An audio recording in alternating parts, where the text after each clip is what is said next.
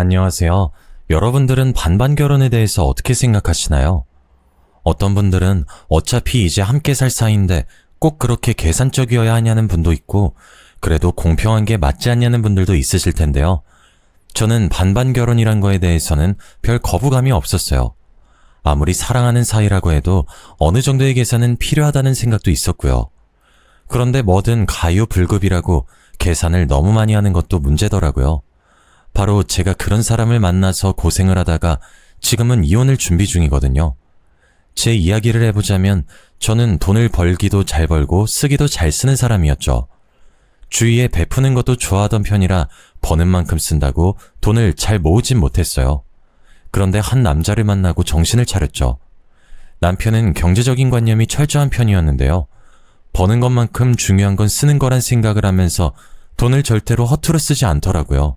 저는 연말이면 꼭 1년간 모아둔 돈으로 비싼 명품백 하나씩 지르는 타입이었는데 남편은 그렇게 한탕 크게 쓰는 걸 별로 좋아하지 않았어요. 그래서 처음 만났을 때는 그 문제로 여러 번 부딪히기도 했죠. 내가 번 돈 내가 쓰겠다는데 왜 오빠가 난리야. 아니, 쓰는 것도 정도가 있어야지.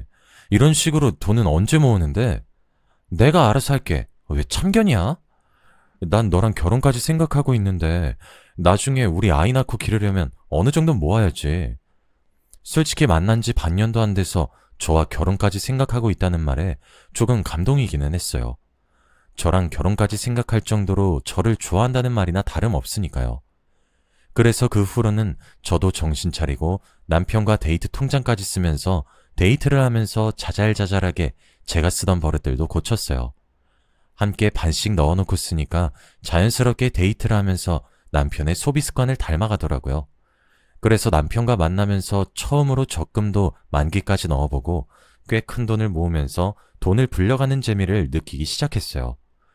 그러다 보니 저도 자연스럽게 이렇게 생활력 강한 남자와는 평생을 살아도 굶어 죽을 일은 절대 없겠다는 확신이 들었죠. 그 확신이 들 때쯤 남편도 저와 진지하게 결혼을 생각하고 있었고 로맨틱한 프로포즈는 없었지만 자연스럽게 결혼을 준비했습니다. 남들처럼 늘 고생 안 시키고 풍족하게 살게 해주겠다는 약속은 솔직히 못하겠어. 하지만 당신이 평생 먹고 살 걱정은 안 하게 만들 거야. 이게 프로포즈야? 이게 뭐야? 하다못해 트렁크에 풍선이라도 넣고 하던가. 그런 가머니설로 넘어오는 여자였어? 그래서 나랑 결혼 안 할 거야? 아니, 그런 건 아니고. 대신에 당신이 결혼식은 크게 하고 싶다고 했잖아. 식 올리는 데는 돈 아끼지 말자. 남편은 늘 돈을 아끼는 것 같았지만 쓸 때는 확실히 쓰더라고요. 그게 늘 저에게만 한정돼 있다는 그 느낌도 좋았습니다. 그 후로 시댁에 처음 인사를 드리러 갔을 때 남편이 누굴 닮았는지 알겠더라고요. 시아버님은 남편과 얼굴부터 성격까지 완전히 판박이셨어요. 남편은 무뚝뚝하게 말하지만 그래도 챙길 때는 무심하게 딱 알아서 챙기는 타입이었는데 아버님도 대놓고 저를 챙기진 않으셨지만 은근히 절 챙겨주셨어요. 아가, 정말 참하게도 생겼네. 제가 뭐 도울 일은 없을까요? 아니 뭘 도와. 손님은 여기 앉아서 가만히 TV나 보고 있어요. 뭐라도 도와야겠다는 생각에 일어나려고 했지만 어머님은 한사코 거절하셨어요. 하지만 본심은 그게 아니었는지 은근히 손이 없다 이 냄비 한 번만 확인해달라며 저를 자꾸 부르시더라고요. 어머 예은씨, 여기 내가 손이 없어서 그런데 여기 냄비 뚜껑 한 번만 들어줄래요? 네 어머님. 제가 급하게 일어서려고 하니 아버님이 갑자기 제 앞을 막으시면서 주방으로 가시더라고요. 그리고 어머님이 저에게 부탁하신 일을 표정 하나 안 바뀌시고 해주셨어요. 어머님은 당황하셔서 당신이 이걸 왜 하냐고 물었지만 아버님은 아무런 말씀도 없이 다시 거실로 돌아와서 앉으셨습니다. 그리고 몇 번 더 어머님이 은근히 저를 부르셨지만 그럴 때마다 아버님이 일어나셔서 저 대신 가니 어머님도 결국엔 포기하시더라고요. 그런 아버님의 모습을 보니 그리 나쁜 시댁이 될 것 같진 않다는 생각을 했습니다. 오빠랑 아버님이랑 성격이 완전히 판박이던데? 그래? 난 잘 못 느끼겠던데? 아니야, 완전 판박이야. 오빠도 그렇고 아버님도 아닌 척하면서 은근히 배려하고 섬세하고. 그런가? 하긴 내가 아빠를 세상에서 제일 존경하거든. 그래서 나도 모르게 닮았나? 그래? 아버님이 좀 멋있긴 하셨지. 그런 것도 있고, 아빠가 재테크도 잘하신 덕에 지금 우리 집까지 산 거거든. 나중에 자식한테 손 벌리는 게 제일 싫다고 노후 자금도 넉넉하게 마련해 놓으시고. 남편은 저를 집에 바래다 주는 내내 아버님에 대한 자랑을 늘어놨고, 그런 자랑은 듣기 좋아서 내내 남편이 마음껏 자랑하도록 내버려뒀어요. 하지만 남편은 아버님의 성격을 반쪽만 닮았더라고요. 저희는 결혼을 하고 난 후로 남편의 제안에 따라 월급에서 생활비를 각출하고 나머지 돈으로 부모님의 용돈을 드리든 적금을 들든 알아서 하기로 했습니다. 나름 월급의 반 이상씩 생활비로 넣어서 함께 적금도 한두 개 정도 들고 생활비로도 쓰기로 한 거라 돈도 어느 정도 모을 수 있으니 나름 합리적인 결정이라고 생각했죠. 나는 주식으로 투자도 하고 돈을 불려보고 싶어. 근데 아예 생활비를 합치면 나중에 우리 둘 다 힘들어질 수도 있으니까 어느 정도는 각자 관리하자. 그래, 생활비는 넉넉하게 모으고 같이 적금도 들면 되지. 이제 촉하면 촉이네. 당신도 그게 좋지? 처음에는 그렇게 하는 게 딱히 불편하지 않았어요. 다들 결혼하고 돈을 합치고 나면 돈이 공용이 되니까 씀씀이를 줄일 수밖에 없잖아요. 그런데 따로 각출을 하니 결혼 전이랑 쓰는 게 크게 달라지지 않았는데도 더 풍족하게 생활할 수 있고 돈도 남편과 모으니 더 잘 모아지는 느낌이었어요. 하지만 가끔 너무 칼 같은 남편의 모습에 서운할 때도 많았어요. 가끔은 각자 돈으로 외식을 쏜다던가 각자 집안에 용돈을 드린다거나 할 수 있잖아요. 그런데 남편은 그런 것마저도 칼 같았죠. 억울했던 건 시댁이 차로 10분 거리라 시댁을 자주 들렸었는데요. 시댁이 제사가 많아서 한 달에 한 번은 제사를 준비한다고 시댁에 가야 했어요. 거기다 시부모님 생일이나 어버이날 명절까지 더해지면 한 달에 2번씩 가는 날도 많았죠. 그런데 제사를 지내는데 장을 보는 비용이나 시부모님 선물을 챙겨드리는 것마저도 마땅히 저희가 드려야 하는 것들이니 생활비에서 드리는 게 당연하다는 듯 행동했습니다. 근데 여보, 어머님 아버님 생신 선물이나 어버이날 용돈 같은 거는 생활비 말고 당신이 따로 빼놓은 돈에서 해결하면 안 돼? 왜? 아니, 나는 우리 엄마 아빠 선물은 내 돈에서 따로 빼서 드리는데 어머님 아버님만 그렇게 하는 건 불공평하잖아. 그럼 올해부터는 처가에도 생활비로 해드려. 그런 건 똑같이 해야지. 생각보다 남편은 쿨하게 그렇게 하라고 했고 저는 남편이 단지 생각을 못했을 뿐 일부러 그랬을 거라고는 의심할 생각조차 못했었죠. 시부모님은 상반기에 생신이 다 지나가고 저희 부모님은 11월, 12월이 생신이셨거든요. 결혼 1년차 때는 저도 그냥 까먹고 지나갔었는데 2년차가 되니 신경에 거슬리더라고요. 그런데 따로 생활비를 각출하긴 하지만 남편이 부담하는 돈이 더 많아서 눈치가 보여서 차마 말은 하지 못하고 그렇게 또 넘겼었는데 남편이 너무 쉽게 그러라고 하니까 허무할 정도였죠. 그렇게 남편의 허락을 받은 후 얼마 지나지 않아 저희 부모님 생신이셨는데 웬일인지 남편이 먼저 저희 부모님을 챙기겠다고 나서더라고요. 처음에는 제 이야기를 듣고 남편도 자기가 심했다고 생각해서 이제는 저희 친정도 잘 챙기려고 하는구나 생각했어요. 여보, 내일 장인어른 생신이시지? 내가 식당 예약해놨어. 정말? 웬일이야? 사위가 이 정도 하는 건 당연한 거지. 내가 위치 보내줄 테니까 장인어른한테 보내드려. 내일 저녁 7시에 내 이름으로 예약해놨어. 여보, 이렇게까지 해주고 감동이야. 그때까진 정말로 감동이었어요. 하지만 다음날 저희 부모님을 모시고 밥을 먹고 난 후 남편의 속내를 알 수 있었습니다. 내가 사위 안 한 잘 뒀어. 내 생일이 뭐라고 이렇게 비싼 식당까지 예약해주고. 아니에요. 제가 평소에도 신경을 썼어야 했는데 그동안 신경 못 써드려서 죄송해요. 죄송하기는 자네 만나서 우리 딸도 정신 차린 것 같아서 우리가 고맙지. 우리 딸 데리고 살아주는 것만으로도 충분해. 내가 뭘요? 살면 같이 사는 거지. 뭘 데리고 살아? 너 강서방 아니었으면 결혼이나 했겠어? 아직까지도 정신 못 차리고 결혼 자금은커녕 돈 100만 원이나 모았겠어? 그래, 맞아요, 맞아. 아빠 말이 다 맞지. 강서방 덕에 모은 돈이나 받으세요. 저는 생활비에서 매번 시부모님에게 드리던 용돈 정도만 빼고 조금 무리해서 제가 용돈으로 쓸 돈도 빼서 50만 원을 드렸는데요. 매년 10만 원, 20만 원 주는 게 고작이던 딸이 50만 원씩이나 주니 아버지 눈이 휘둥그레지더라고요. 웬 돈을 이렇게 많이 줘? 함부로 돈 쓰면 못 써. 그냥 받아두셔요. 강서방이랑 나랑 같이 드리는 용돈이다 생각하고. 아버지는 이렇게 돈을 함부로 쓰면 안 된다고 말씀을 하시면서도 치솟은 입꼬리는 내려올 생각을 안 했죠. 강서방이 준 돈이야? 역시 내가 사위 하나는 기가 막히게 잘 뒀지. 아, 네. 뭐 얼마 되지도 않는데요, 뭐. 남편은 떨떠름만 하는 듯 대답을 하길래 제가 뭐라도 잘못했나 싶었어요. 그 후로 기분이 좋아지신 아버지는 약주까지 한 잔 걸치시고 기분 좋게 돌아가셨고, 남편은 기분이 안 좋은 듯 냉랭한 분위기 속에서 집으로 돌아왔어요. 당신 아까부터 표정이 왜 그래? 당신 용돈도 생활비에서 뺐어? 다는 아니고 지난번에 어머님한테 드린 용돈 정도만 빼고 나머진 내 용돈으로 드린 거야. 그걸 왜 당신 마음대로 정하는데? 지금 내가 생활비에서 빼서 용돈에 보탰다고 이러는 거야? 당신은 언제 나한테 상의하고 생활비에서 용돈 드렸어? 난 당신한테 말했잖아. 당신도 동의했으니까 아무 말 안 했던 거겠지. 지금은 그거랑 상황이 다른 거 못 느끼겠어? 뭐가 다른데? 미리 말하는 거랑 안 한 거랑 무슨 차이야? 당신도 어차피 이렇게 해라 저렇게 해라 그냥 통보식으로 말했었잖아. 난 최소한 당신한테 반대할 기회라도 줬어. 근데 당신은 일단 냅다 드리고 나서 뒤늦게 뺏었었다고 말하는 거잖아. 내가 안 물어보면 말할 생각이 있긴 했어? 그래, 당신이 안 물어보면 난 말할 생각 없었어. 왜? 늘 시댁에는 당연하다는 듯이 생활비에서 빼서 돈 썼잖아. 왜 우리 집엔 그러면 안 돼?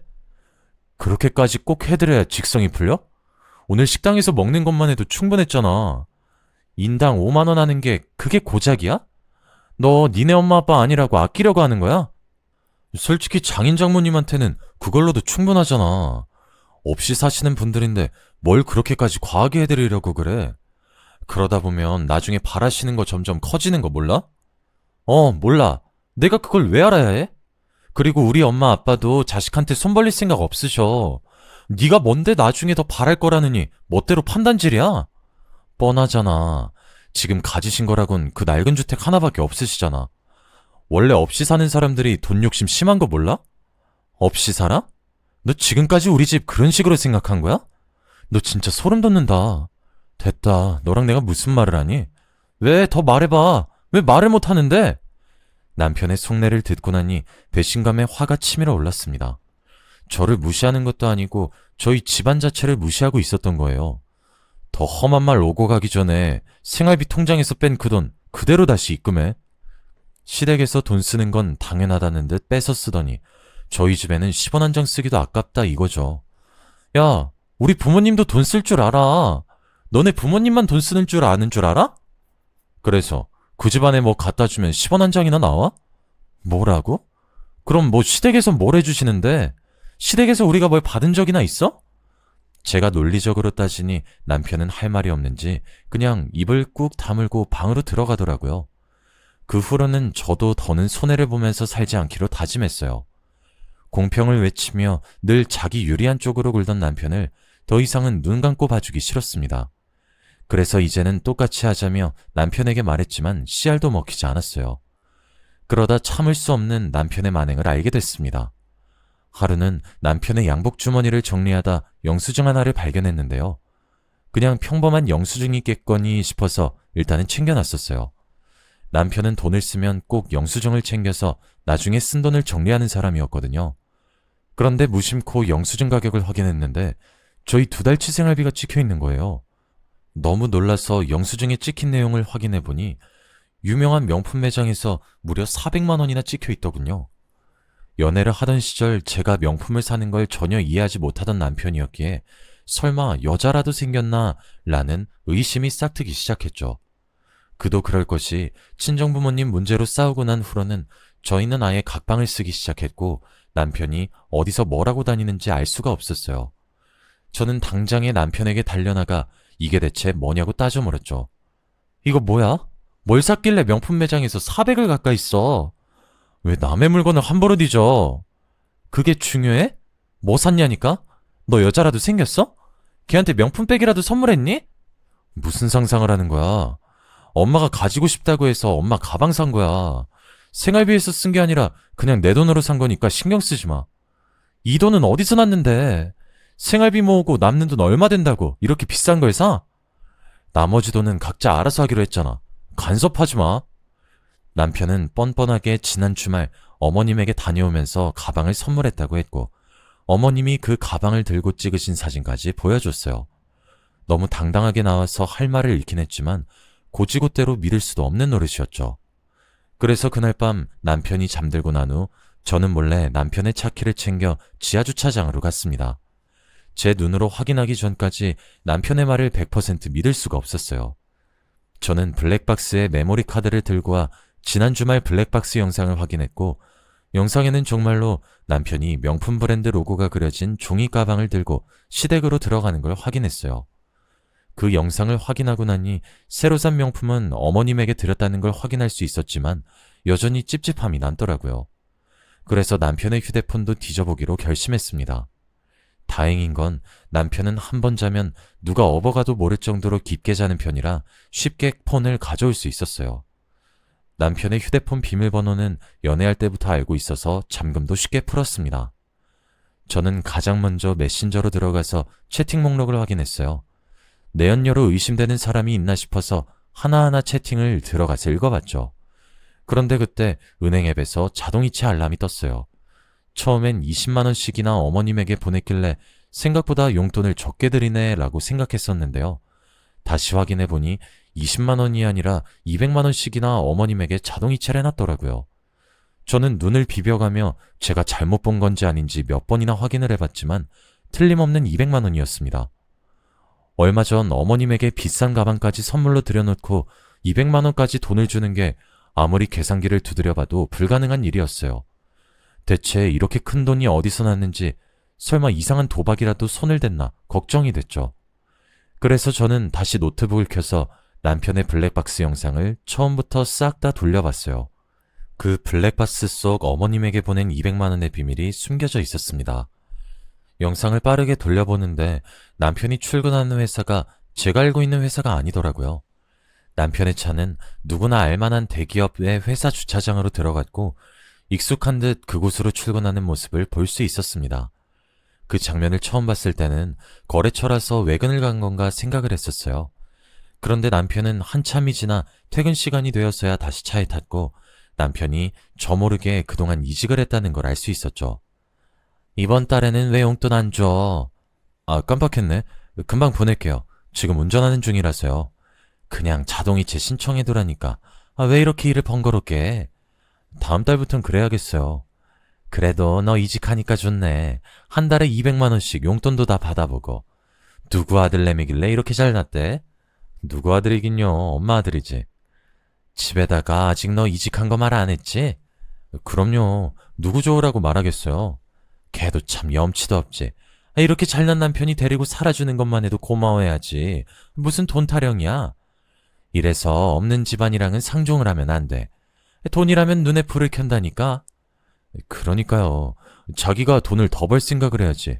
에휴, 그러니 집안이 그 꼴 아니겠어요? 다 쓰러져가는 집에 뭐 얻을 거 있다고 기웃거리는지. 난 걔 처음 봤을 때부터 마음에 안 들었어.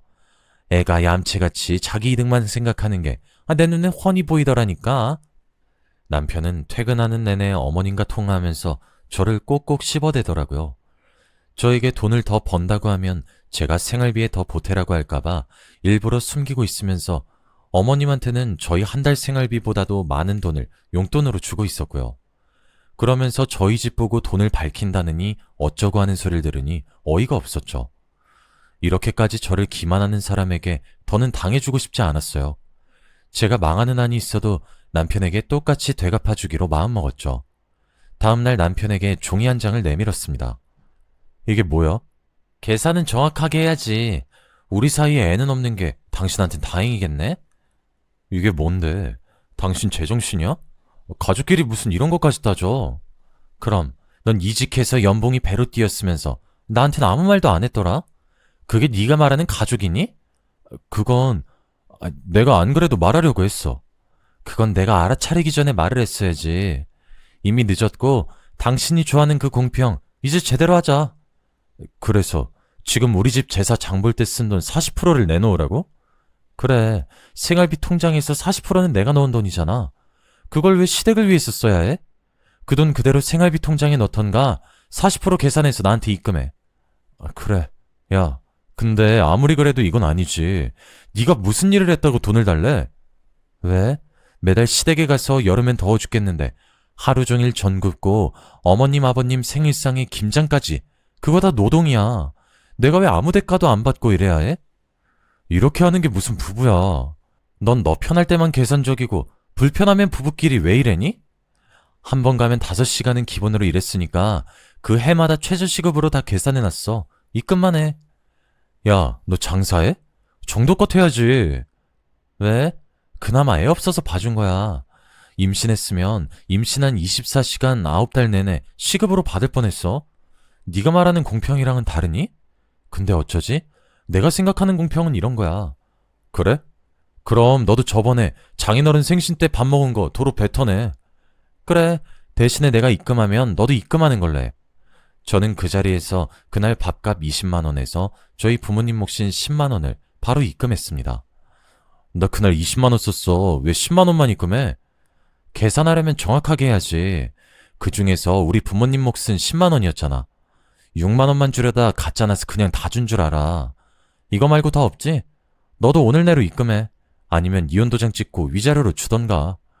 남편은 노발대발하며 자기는 절대로 돈 못 준다면서 화를 내고 출근해버렸고 저는 그날 점심에 잔뜩 화가 난 시어머니의 전화도 받아야 했습니다.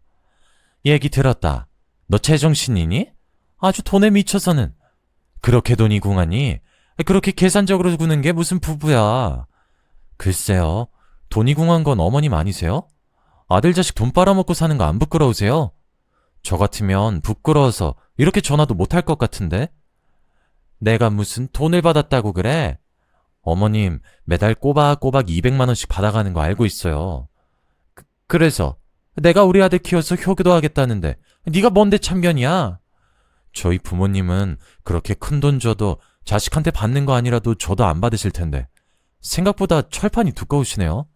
아들이 어머님을 쏙 빼닮았나 봐요. 뭐라고? 먼저 계산적인 척하면서 자기 유리한 대로 굴었던 건 어머님 자식이에요. 참나, 너 우리 죽으면 어차피 재산 물려받아서 살 거잖아. 이딴 식으로 나오면 너 우리 재산 털끝 하나도 못 건드릴 줄 알아? 네, 그러세요. 어머님 당장 내일 돌아가실 거 아니잖아요. 어머님 재산 물려받기 전에 제가 먼저 이혼할 텐데 쓸데없는 걱정하시네요. 어머님은 기가 차서 말이 막히셨는지 제대로 말씀도 못 하셨고 저는 그냥 어머님의 전화를 끊어버렸습니다. 너무 짜증이 나서 그날은 집에도 들어가기 끔찍하고 남편의 얼굴을 보면 또 싸울 거란 생각에 너무 지치더라고요. 친정 부모님이 이런 모습을 보면 속상해하실 걸 알고 있었지만 속마음을 터놓고 하소연할 곳이라고는 친정엄마뿐이었어요. 그래서 그날은 퇴근 후 혼자 친정을 찾았습니다. 갑자기 찾아오고 무슨 일이라도 있어? 엄마, 나 이혼할래. 뭐라고? 갑자기 이혼은 무슨 이혼? 강서방이랑 싸웠어? 나도 이제 너무 지쳤어. 날 무시하는 것도 모자라서 우리 집안 무시하고 시댁에는 200만 원도 턱턱 주면서 우리 집에는 20만 원 쓰는 것도 아까워하는 인간이랑 더 살아야 해? 그게 무슨 소리야. 200만 원은 또 뭐고 20만 원은 또 뭔데? 저는 이야기를 하다 보니 서러워져서 결국 눈물을 주르륵 흘렸고 그동안 있었던 일들을 모두 엄마에게 말했어요. 참나, 사돈도 그렇고 강서방도 그렇게 안 봤는데 무슨 그런 약삭 빠른 인간들이 어딨니? 그래, 이혼해. 그런 것들이랑 엮이지 말고 이혼해버려. 그렇게 한창 엄마와 이야기를 하고 있는데 아버지가 뒤늦게 돌아오셔서 눈물 범벅이 된 제 얼굴을 보고선 더 호들갑을 떠시면서 무슨 일이냐고 물어보시더라고요. 저 대신 엄마가 아빠에게 모든 상황을 설명해 주셨고 아빠는 이야기를 다 들으시고 제가 말릴 틈도 없이 남편에게 전화하셨어요. 내가 사람을 잘못 봐도 한참 잘못 봤어. 자네 사람이 어떻게 일어나? 자기 부모만 귀하고 우리는 개 돼지로 봐? 이건 장인어른이 끼어드실 일이 아니에요. 칼을 먼저 뽑은 건 예은이에요. 자네가 평소에 한 짓은 칼만 안 뽑았다 뿐이지 순달강도나 다름없더구만. 우리 집에 재산이 없다고?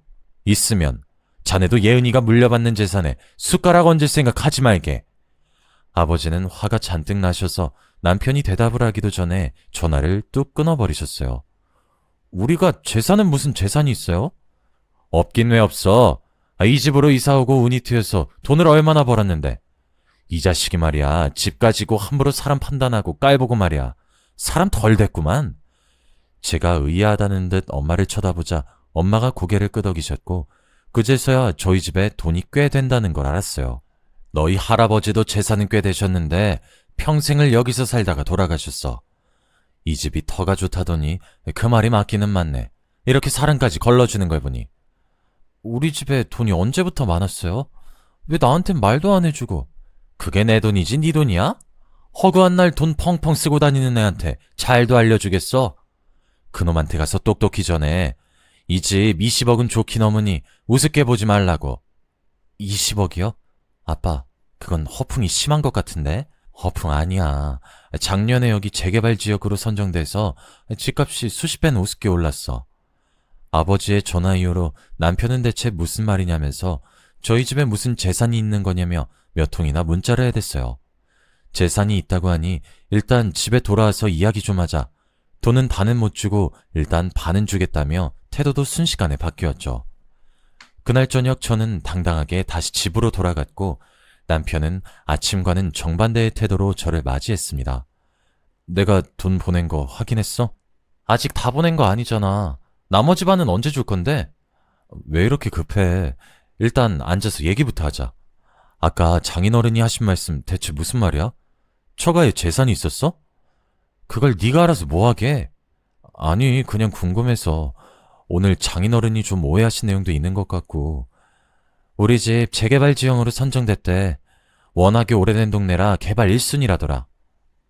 그럼 집값이... 오늘 어머님이 전화 와서 그러시더라. 시댁재산에 손끝 하나 대지 말라고. 아니, 그건 엄마가 조금 흥분을 해서. 난 시댁재산 건드릴 생각 없어. 그러니까 당신도 우리 집 재산이 얼마가 됐든 신경도 쓰지 말고 탐내는 건 더더욱 하지 마. 남편은 제 이야기를 들은 후로 계속 저와 관계를 풀어보려 안간힘을 썼지만 저는 남편을 거들떠도 보지 않았습니다. 오히려 태도가 바뀌고 나니까 돈 때문에 가식 부리는 게 더 티가 나서 가증스럽더라고요.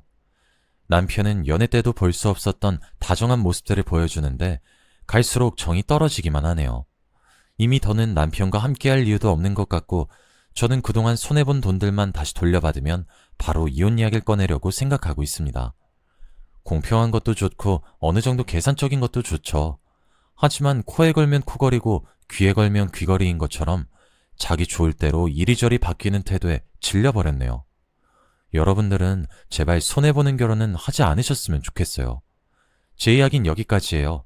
긴 이야기 들어주셔서 감사합니다.